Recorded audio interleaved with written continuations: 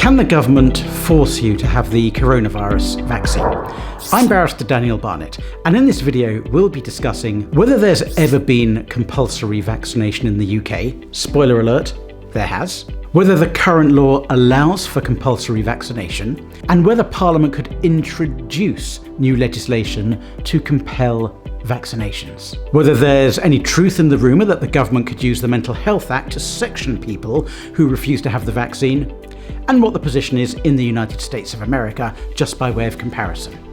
You can also watch my video on can your employer force you to have the vaccine. This video is about whether the government can force you to have the vaccine. I've recorded a separate video on whether your employer can force you to have the coronavirus vaccine. Let's start with some history. We have had compulsory vaccination in the UK. The Vaccination Act 1853 compelled parents of children to allow their children to be vaccinated against smallpox, and any parent who refused to comply was fined the grand sum of £1. But that was repealed a long time ago. The current law is that an individual has to give consent for any vaccination. And if they don't give consent, then it's a criminal offence to vaccinate them because you're pushing something, inserting something against their will into their body. It's a criminal offence technically called battery. It's more commonly known as assault.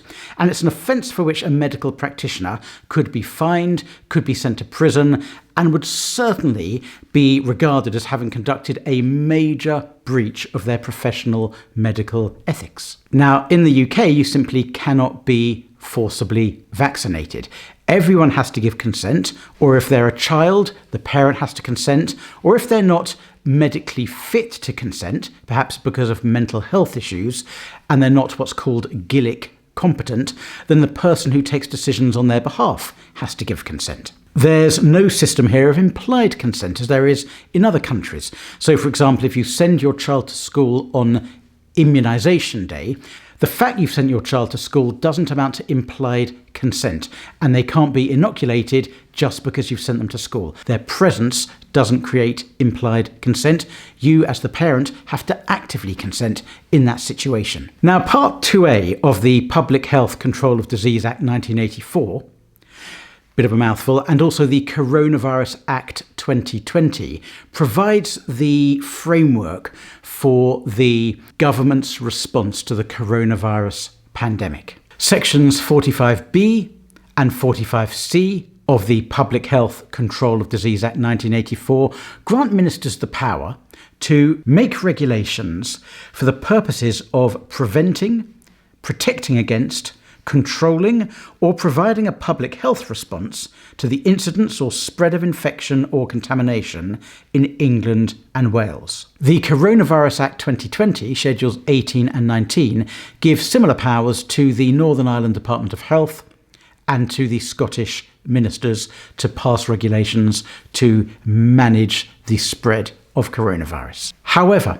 neither the Coronavirus Act 2020 nor the 1984 Act give ministers the power to compel vaccinations. Indeed, Section 45E of the 1984 Act and Schedules 18 and 19 of the Coronavirus Act specifically prohibit provisions requiring medical treatment, including vaccinations or other prophylactic treatment.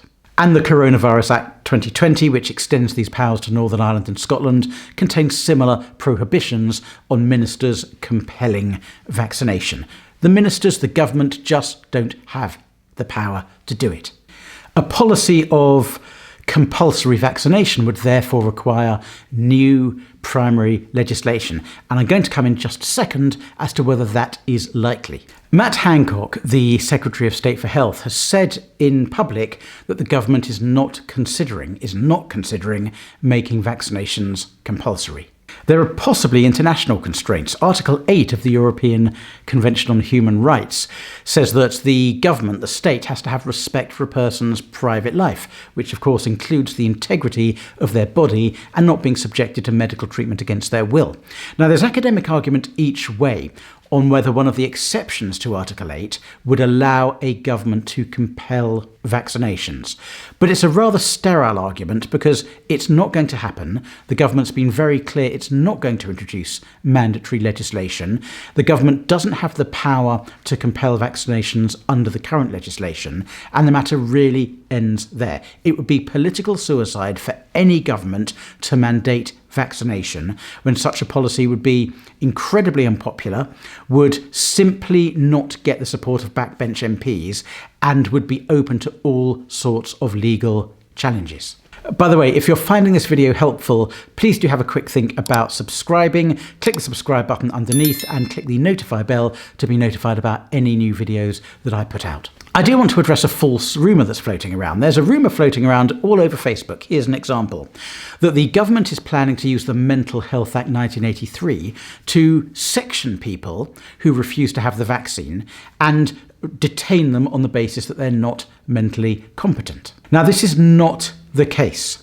The document in question that suggested that as a possibility was not written by the government. This document was written as evidence provided by a group of academics from the University of Oxford and the University of York, academics who are experts in medical ethics, law and philosophy, and they were giving evidence to a parliamentary committee about possible responses to the national coronavirus pandemic. It was evidence submitted to the committee. It has never been adopted as government policy. Let's just look, though, at whether the Mental Health Act even allows that. Section 3(2)(c) of the Mental Health Act 1983 permits the detention of an individual in hospital for treatment, provided that it is necessary for the health or safety of the patient or for the protection of other persons that he should receive such treatment, and it cannot be provided unless he is detained under this section. Now, if someone's been detained under the Mental Health Act, under Section 63, their consent shall not be required for any medical treatment given to him